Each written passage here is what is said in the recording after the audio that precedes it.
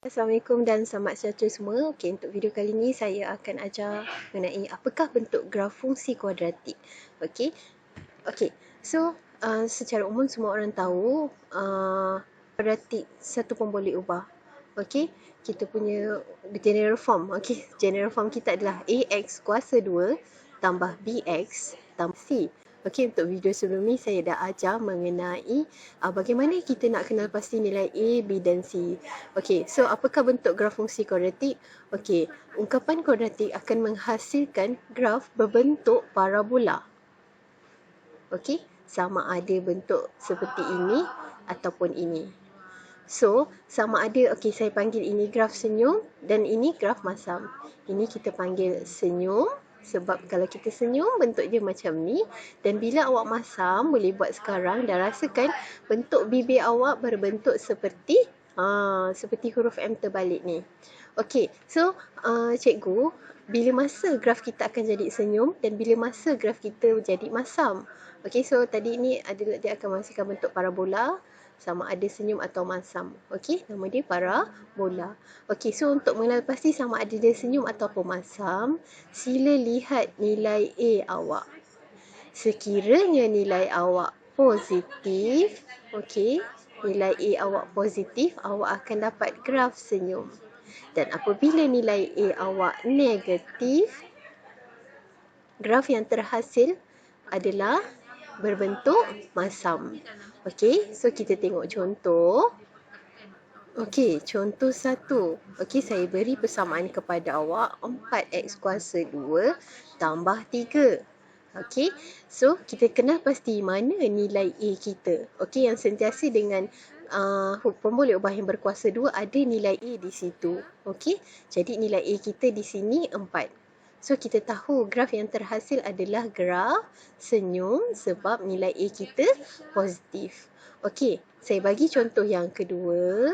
Okey, saya ada 5x tolak 7x kuasa 2. Okey, perhatikan di sini untuk ungkapan yang kali ini saya kongsikan, dia tak disusun tak disusun mengikut general form. Jadi kita kena ingat yang berada sentiasa dengan x kuasa 2, pemboleh ubah yang berkuasa 2 adalah nilai A. So saya belahkan macam ni, so saya nampak nilai A saya adalah negatif 7. Apabila nilai A awak negatif, maka graf yang terhasil adalah parabola masam. Okey, mudah kan? Okey, so tadi kita dah tahu sama ada graf kuadratik itu masam ataupun senyum. Okey, untuk pengetahuan semua, apabila graf yang terhasil adalah graf senyum, maka terdapat titik maksimum di sini.